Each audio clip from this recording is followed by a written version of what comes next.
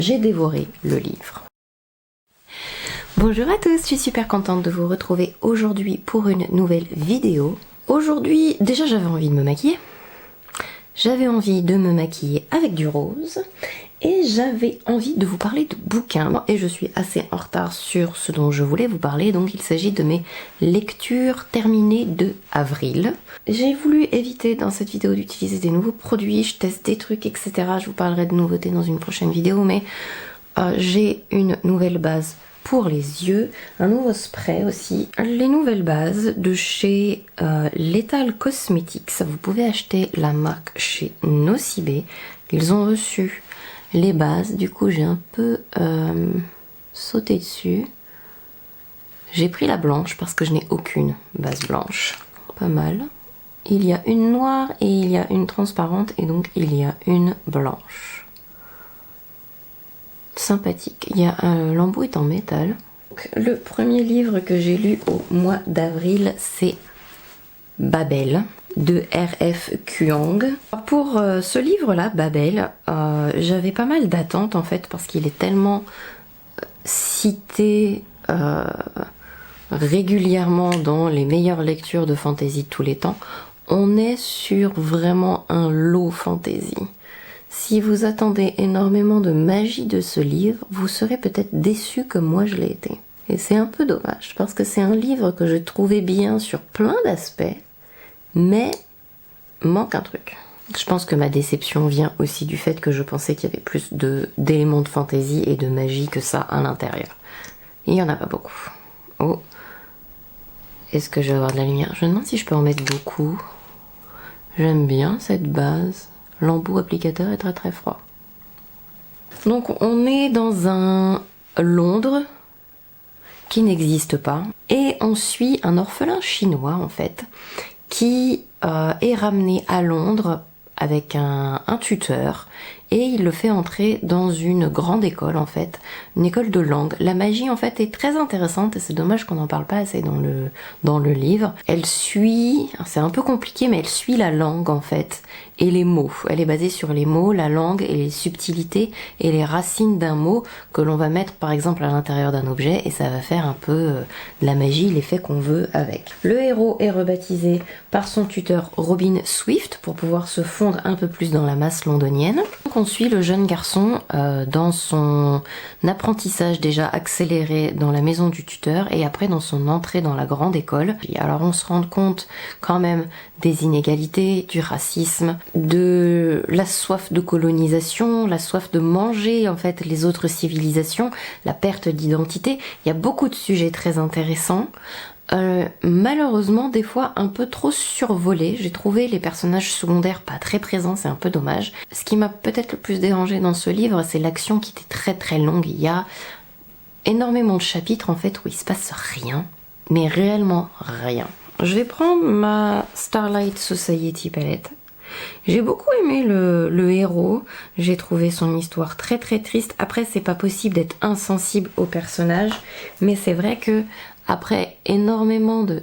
Je sais pas comment vous expliquer, mais après énormément de chapitres personnellement où il se passe rien, je me suis énormément détachée des personnages et de l'action, surtout qui sont pour la plupart des personnages secondaires, je trouve pas assez fouillés. Et en fait, on arrive à un moment en fait où j'étais trop détachée de la situation. Et quand il arrive le dénouement à la fin, qui est un peu flou d'ailleurs, parce qu'on sait pas trop les conséquences de ce qui se passe, j'étais assez détachée, en fait. Et c'est rare, c'est peut-être le seul livre que j'ai lu depuis le début, où j'ai repris un peu la lecture de manière intensive presque, où j'ai... bof. C'est un peu triste dit comme ça, mais honnêtement, je sais pas si vous l'avez lu, je sais pas ce que vous en avez pensé, dites-moi si vous avez aimé en commentaire, hein, parce que c'est très bien écrit. Les passages au début sur la magie, sur la langue, on sent que l'auteur a fait beaucoup de recherches sur l'étymologie, etc. Peut-être un peu trop. Des fois, ça poussait un peu au... Regardez à quel point j'ai fait des recherches. J'étais pas perdue. mais ça devient assez répétitif une fois qu'on a compris quand même. J'ai pas trop accroché ce livre en fait. Je pense qu'il est pas du tout pour moi et je pense qu'il est plus pour vous si vous aimez déjà la langue, si vous aimez la belle écriture et si vous aimez des sujets qui parlent de colonialisme, de racisme, mais n'attendez pas énormément de magie en application en tout cas dans ce livre. Ça manque un peu je sais pas, il manque quelque chose. En tout cas pour moi. J'étais très concentrée à vous expliquer ce que je ressentais avec ce livre, du coup j'ai pas avancé. J'ai utilisé le rose clair, je vais utiliser le doré. Oui, je fais pas mon maquillage comme d'habitude. Je commence de l'intérieur vers l'extérieur pour une fois. Est-ce qu'il y a une raison particulière? Oui et non. Je ne connais pas la base, je sais pas si elle accroche bien les fards pailletés, donc du coup je me suis dit, je vais commencer à appliquer les couleurs tant que la base accroche, là où j'en ai le plus besoin en premier. Parce qu'après si je commence par le coin externe avec mes fards mat, alors que c'est à l'intérieur de l'œil que mes fards sont un peu plus à bouger, ben, ça perd tout son intérêt. J'ai envie d'un rose pailleté par contre, j'en ai pas là. Je vais prendre une palette NYX, une collection de Noël. Je ne sais pas du tout si à l'époque, si elle est toujours disponible, mais je vais prendre le rose satiné qui est là. On dirait un petit rose bébé. Et je vais le mettre sur mon coin externe, sur une partie du bouquin. Passer la découverte, on passe de longs chapitres en fait où il se passe pas grand chose. Mais réellement, je sais même pas quoi vous dire. Il apprend, les semaines passent, les examens passent, les chapitres sont assez vides. J'ai failli arrêter ma lecture, même à un moment. Ah si, j'avais noté une citation que j'avais bien aimée. Il n'y a pas de gentil maître, aussi libéral, aussi gracieux, aussi investi dans ton éducation qu'il se prétende. Au bout du compte, un maître est toujours un maître. J'ai pris le deuxième rose de la palette NYX. Il est un peu plus foncé et un plus rouge, mais on va le mettre juste en coin externe. Donc le deuxième livre que j'ai lu, juste après Babel, c'est La mémoire des os.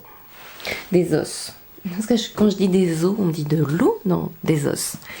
De Margot Louten. Le deuxième tome, si je ne m'abuse, sort le mois prochain. Je le prendrai. On est sur du dark fantasy. Il y a des personnes qui le classent dans la mauvaise catégorie, le classent dans le romantasy, romance. Faut quand même savoir que dans une fantasy, il y a aussi des histoires d'amour. Hein. C'est pas propre. Quand il y a une histoire d'amour, ça veut pas dire que c'est forcément romantasy. Vous en avez dans les fantasy, dans les dark fantasy. Vous en avez dans plein d'histoires sans que ce soit le sujet principal. Donc vous avez bien une romance dans celui-là, mais c'est une dark fantasy. Il y a du sang, il y a de la souffrance, le lore est très... Je cherche le pinceau que je vais utiliser en même temps. Le lore est très bien écrit, très fourni. J'aurais peut-être aimé, personnellement, un glossaire, parce que quand on lit les premiers chapitres, on est un peu perdu avec tous les termes. On se dit, mais c'est quoi un morque? Mais c'est qu'est-ce qu'il raconte? Au secours. Bon, ça vient vite, hein, mais il y a le temps de se baigner dedans, quoi. En fait, on est dans un monde où les dieux se sont endormis depuis très très longtemps. J'essaye de vous faire un résumé assez simple parce que c'est assez dense. Donc, les humains se soulèvent contre la souveraineté des elfes qui n'ont, on va dire, pas été très très sympas avec eux pendant des siècles. Et les humains, de toute façon, ça se reproduit comme des lapins. Ça a une durée de vie très très courte. Pourquoi on s'intéresse à eux, etc., etc.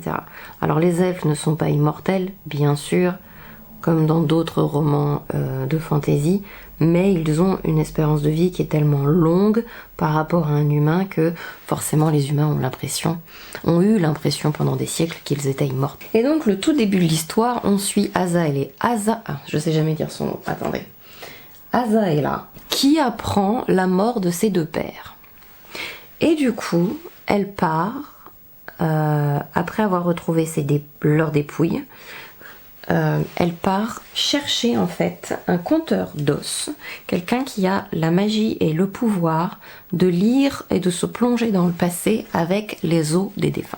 Les os. Je sais pas si vous voulez que je dise os ou os, mais... Elle va revivre en fait le passé de ses deux pères et découvrir ce qui leur est arrivé, pourquoi ils sont morts. Alors ça ne se résume pas à ça, comme je vous disais c'est assez complexe, mais grosso modo dans ce tome 1, on suit surtout, pas Azaela mais presque, on suit surtout l'histoire du dragon et de l'oiseau. Et j'ai trouvé cette histoire fantastique. J'ai dévoré le livre. Il y a beaucoup de termes, beaucoup de personnages, beaucoup de choses à assimiler, mais les personnages sont vraiment incroyables. Et je trouve ça extraordinaire que même si certains n'ont pas l'attitude que nous, on aurait dans certaines circonstances, on arrive à comprendre tout le monde. On n'est pas dans un dark fantasy, vous avez...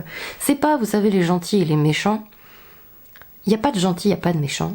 Tout le monde fait de son mieux selon sa propre perspective. Tout est gris en fait. Poignant, j'ai pleuré plusieurs fois. La fin était... J'ai pleuré, c'était extraordinaire. J'ai adoré ce livre, j'ai hâte de lire le tome 2. Je trouve que Margot a fait un très bon travail. Et après, les petits reproches que je pourrais faire à ce livre, je trouve que c'est surtout des reproches pour la maison d'édition qui aurait dû mettre un glossaire, des petites choses qui auraient pu être améliorées, mais c'est pas du tout l'auteur en fait, le souci. Une citation que j'ai bien aimée aussi. Et puisque tu t'offres la possibilité de connaître tes pairs, que penses-tu d'eux? Étaient-ils des héros, des monstres? Ni l'un ni l'autre, ils ont fait de leur mieux. J'ai hâte que le tome 2 sorte. Il sort bientôt. Je vais foncer encore un peu. Je vais prendre la couleur au-dessus. Je fais toute la rangée là, et juste ce fard là. Hop. Prendre un peu le fard foncé parce que je veux foncer par là. Je vais mettre un coup de spray. Est-ce que je vais mettre... J'ai ma crème, mes soins, ça a l'air plutôt pas mal encore. Je vais essayer d'éviter de me coller. Je vais utiliser le spray Prep Set and Glow de Iconic London.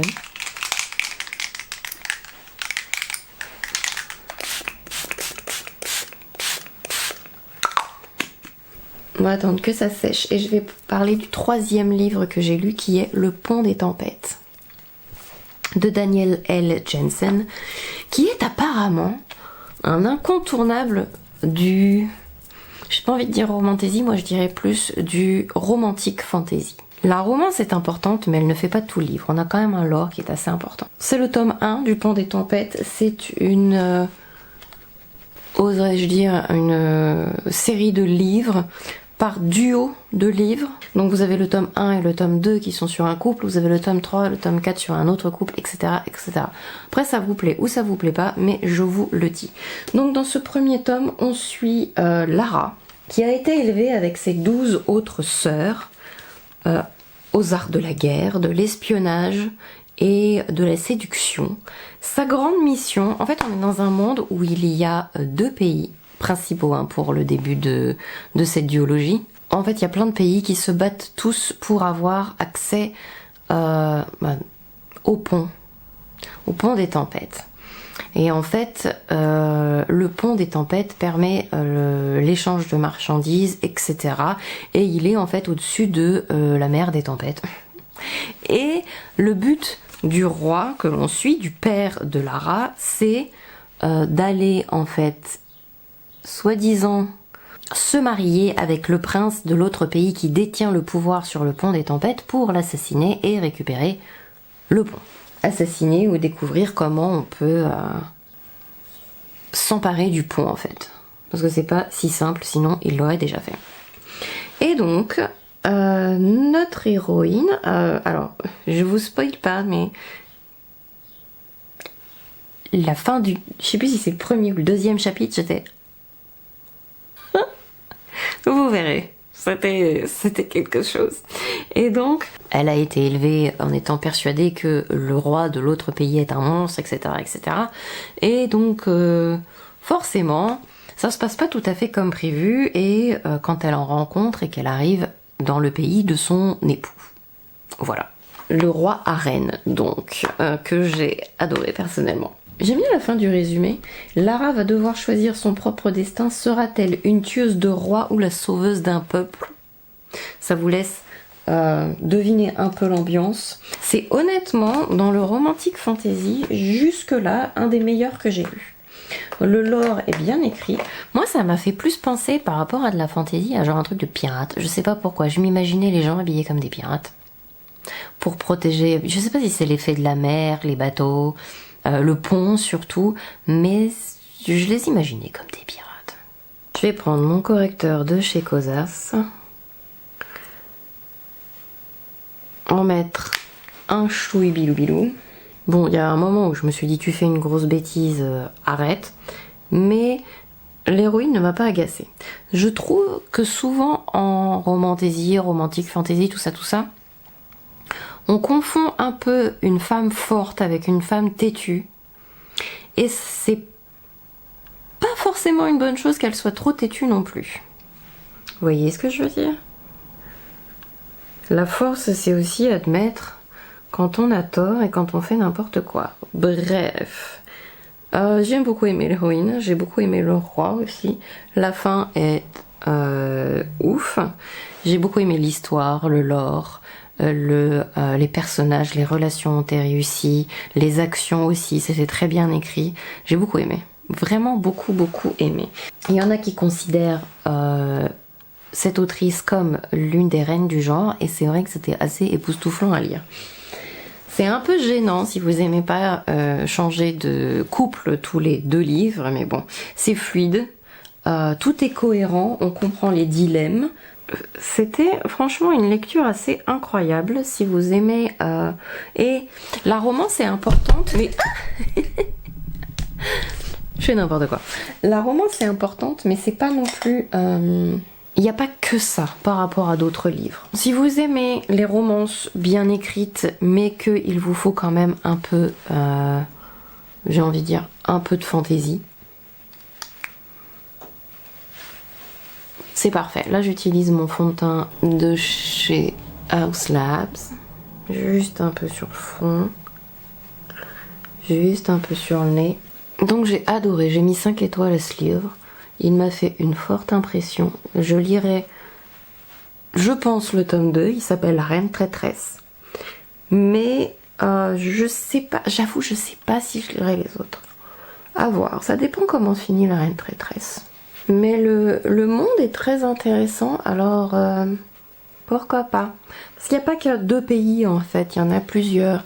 Il y a des alliances, il y a...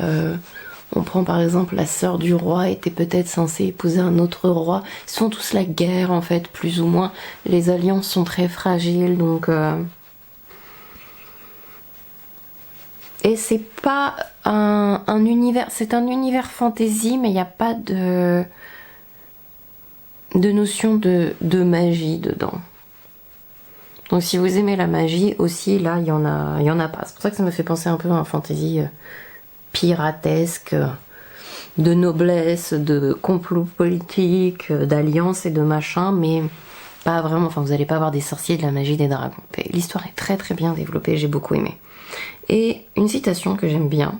Alors là, c'est plus sur un romance la citation, mais depuis que je vous ai aperçu, je n'ai plus vu personne d'autre que vous. Il n'y aura jamais personne d'autre que vous, et tant pis si cela te fait de moi un imbécile. J'ai adoré cette histoire. Je pourrais donner des défauts au livre qui suit, plus peut-être que pour Le Pont des Tempêtes, mais c'est juste que l'ambiance, les personnages, l'histoire en elle-même, c'est un coup de cœur. Donc j'ai mis 5, peut-être que j'aurais pu mettre 4 pour le premier tome. Donc c'est une duologie, du coup. C'est la duologie du Roi Berger de Rachel Gillig. Je suis un peu dégoûtée d'avoir celui-ci en édition limitée et pas l'autre. Mais j'étais tellement pressée de lire le tome 2. Il était plus dispo en édition limitée, donc je me retrouve avec 2 éditions différentes. Mais bon. Donc le diptyque, le duologie du Roi Berger. Le premier tome s'appelle Une fenêtre sur les ténèbres. Et le deuxième tome s'appelle 2 couronnes corrompues. C'est mon coup de cœur d'avril. Donc ça tombe bien qu'on termine là-dessus. On est sur une... Je sais pas comment je dirais. On n'est pas vraiment sur un livre gothique, parce que j'ai lu beaucoup disaient c'est un livre gothique, etc., etc. On a des notions gothiques dedans, mais c'est pas encore ce que moi j'appellerais du gothique. On est sur une ambiance Tim Burtonesque, oserais-je dire. Mais j'aime beaucoup ce genre d'ambiance. Ça fait partie depuis toujours de mes livres préférés, à vrai dire. C'est difficile parce que, est-ce que je vous résume que le tome 1, ce serait peut-être plus simple. parce que vous résumez le tome 2, ce serait vous spoil complet. Donc c'est un peu dommage. J'ai peut-être une légère préférence pour le tome 2 par rapport au tome 1, mais de toute façon, j'ai adoré et j'ai acheté tout de suite le tome 2, donc ça vous explique que c'était trop génial. Et donc on est dans le royaume de Bourde. La brume dévore tout, et ceux qui rentrent à l'intérieur ou qui sont touchés par la brume, en fait, contractent ce qui s'appelle la fièvre. Et la fièvre donne en fait de la magie.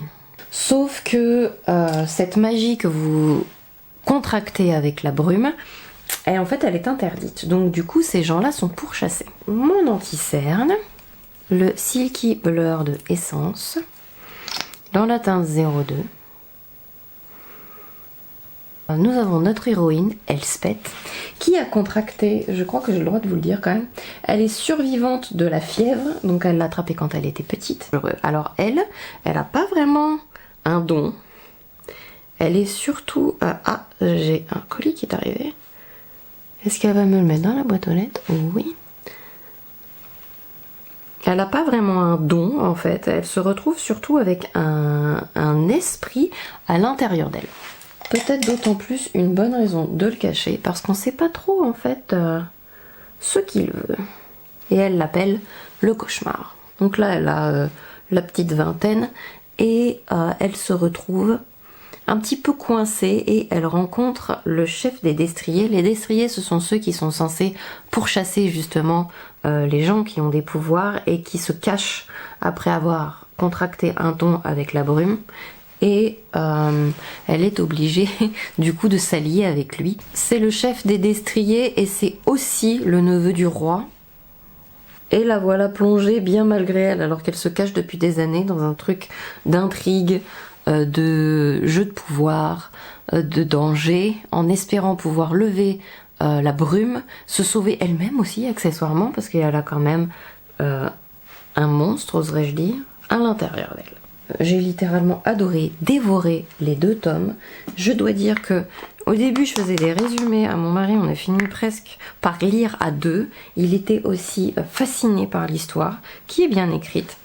On pourrait reprocher peut-être quand même que Elspeth subit plus qu'autre chose. Mais j'ai beaucoup aimé son personnage fragile en fait. Toutes les héroïnes n'ont pas besoin d'être hyper badass et hyper fortes pour que ça me plaise. En tout cas, faut juste que ce soit cohérent. Et j'ai été très touchée par son personnage, un peu perdu et baladé au rythme de l'intrigue alors qu'elle n'a pas du tout envie d'être là. Donc je vais prendre ma poudre Fit Me de Maybelline, la couleur c'est la 105 et je vais faire le reste de mon visage avec. Les personnages secondaires sont réussis, l'histoire est hyper réussie, la magie à l'intérieur est fascinante parce qu'on découvre en fait qu'il y a des cartes de providence qui ont besoin d'être toutes réunies en fait pour lever la malédiction, donc c'est un peu la chasse à la carte si vous voyez ce que je vais dire. Mais c'était vraiment, vraiment fascinant. Je vais mettre du blush. Je vais mettre le blush, le Glow Play Blush dans la couleur naturelle. La couleur naturelle est assez discrète. Ah, je prends mes cheveux avec. J'ai beaucoup aimé le personnage de Ravine. Là aussi, si vous n'êtes pas... Il y a de la séduction. Il y a de la romance telle qu'on l'entend forcément. Il y a un peu de romance dedans. Mais c'est pas... ça va. Vous n'allez pas tomber sur des trucs... si vous n'aimez pas trop de détails, vous serez sauvé dans celui-là quand même. Je trouve que c'est important de dire, parce qu'on peut en avoir beaucoup maintenant dans les livres, et c'est pas forcément le truc de tout le monde, donc... j'essaye de préciser maintenant quand il y en a ou quand il n'y en a pas. Donc dans celui-là, il n'y en a pas beaucoup. Enfin, il n'y en a peut-être même pas d'ailleurs. Qu'est-ce que j'ai mis dans mes notes? Un peu. C'est mignon quoi. La bête à l'intérieur d'Elspeth, elle lui parle et elle communique avec elle. Et j'adore son humour et ses interventions, c'était vraiment pépite. Les dialogues sont très bien écrits. Le monde est captivant, la magie change. J'ai trouvé ça assez fascinant aussi. Chaque carte a des capacités que les gens utilisent. Pour pouvoir avoir de la magie, il faut utiliser ces cartes sur soi, les activer, les désactiver, et on part sur le principe que activer ces cartes et activer les pouvoirs des cartes, toujours quelque chose à donner en échange. Faut jamais oublier ça. La magie a un coût, comme on dit. Alors je tiens quand même à préciser quelque chose, parce que là je vous fais le résumé, ça va peut-être vous faire bizarre, parce que je vous parle de la brume et en même temps je vous parle de la magie des cartes. Vu que la magie, en fait, avec la brume, vous avez un don, mais elle est interdite. La seule magie dont l'utilisation est tolérée, en fait, c'est via ces cartes. Et tout le monde ne peut pas utiliser ces cartes. Il y en a même qui ont disparu, donc c'est pour ça qu'ils les cherchent pour lever la malédiction. J'aime beaucoup l'écriture, la structure, j'ai tellement hâte. J'ai acheté donc du coup, je sais pas si vous avez regardé ma vidéo sur... j'ai utilisé ça et ça, je pense. Je ne sais pas si vous avez regardé ma vidéo sur mes achats livresques, mais j'ai acheté du coup le premier tome de la deuxième trilogie de Rachel Gillig qui s'appelle Le Chevalier et la Phalène. J'ai tellement hâte. Et au milieu, je vais prendre les nouveaux Lip Glass Air de MAC et la couleur s'appelle, je ne sais plus du tout, j'arrive pas à lire l'étiquette. Ça c'est le souci des étiquettes, tout écrit tout petit noir sur fond transparent.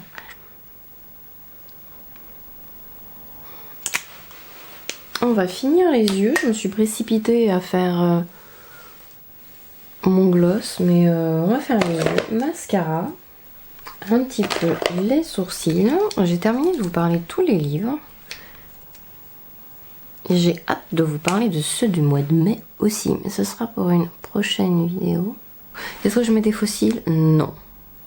Je vous fais plein de gros bisous, j'espère que cette vidéo vous a plu. N'hésitez pas à me donner vos coups de cœur lecture, comme ça on sait jamais, peut-être ça fera partie de mes prochaines. Je vous fais plein de gros bisous en attendant une prochaine vidéo.